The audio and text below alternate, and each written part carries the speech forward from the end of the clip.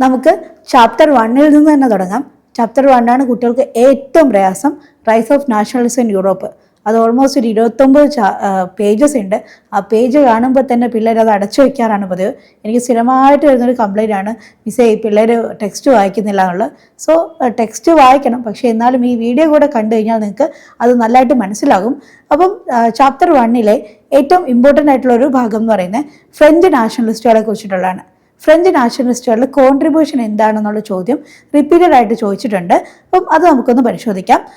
French നാഷണലിസത്തെ കുറിച്ച് പറയുമ്പോഴത്തേക്കും നിങ്ങൾ ഫ്രഞ്ച് റവല്യൂഷൻ്റെ ഒരു തുടക്കം എങ്ങനെയാണെന്നുള്ളത് മെൻഷൻ ചെയ്യണം.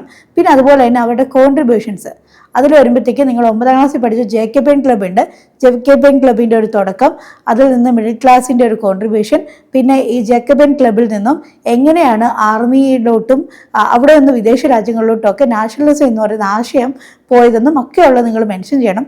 പിന്നെ ഈ നാഷണലിസം എന്ന് പറയുന്ന ആശയം കൊണ്ടുവരാൻ വേണ്ടിയിട്ട് നാഷണലിസ്റ്റുകൾ അഡോപ്റ്റ് ചെയ്ത ചില കോമൺ സിമ്പിൾസ് ഉണ്ട്. ലാ പാട്രി, ലാ സിറ്റിയോൺ, അങ്ങനെയുള്ള ചില കോമൺ ടേംസ്. പിന്നെ അതുപോലെ തന്നെ അവർ ട്രൈക്കളർ ഫ്ലാഗിനെ റീപ്ലേസ് ചെയ്തു, ഫ്രഞ്ച് ലാംഗ്വേജിന് കൂടുതൽ പ്രാധാന്യം കൊടുത്തു. ആ കാര്യങ്ങളും എല്ലാം നിങ്ങൾ വളരെ കറക്റ്റായിട്ട് മെൻഷൻ ചെയ്യണം.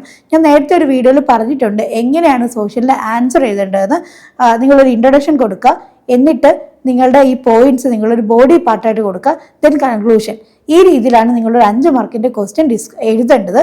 അപ്പം ഓർക്കുക, ഫ്രഞ്ച് നാഷണലിസ്റ്റിൻ്റെ കോൺട്രിബ്യൂഷൻ ചോദിക്കുമ്പോഴത്തേക്കും നിങ്ങൾ ഫ്രഞ്ച് റവല്യൂഷൻ്റെ തുടക്കം ഒന്ന് മെൻഷൻ ചെയ്യുക, ദെൻ ജേക്കബൈൻ ക്ലബ്ബ്, പിന്നെ ഈ പറയുന്ന കോമൺ സിമ്പിൾസ്, ഫ്രഞ്ച് ഭാഷയുടെ പ്രാധാന്യം, ഈ കാര്യങ്ങളെല്ലാം മെൻഷൻ ചെയ്തിട്ട് ഒരു കൺക്ലൂഷനും കൊടുത്തിട്ടാണ് നിങ്ങൾ ഫ്രഞ്ച് നാഷണലിസ്റ്റിൻ്റെ കോൺട്രിബ്യൂഷനെ കുറിച്ച് എഴുതേണ്ടത്. പിന്നെ അതുപോലെ എന്താണ് നാഷണലിസം എന്നുള്ളതിനെ കുറിച്ചിട്ടും ചെറിയൊരു 2-3 വരി നിങ്ങൾ കൊടുക്കേണ്ടതും വളരെ അത്യാവശ്യമാണ്.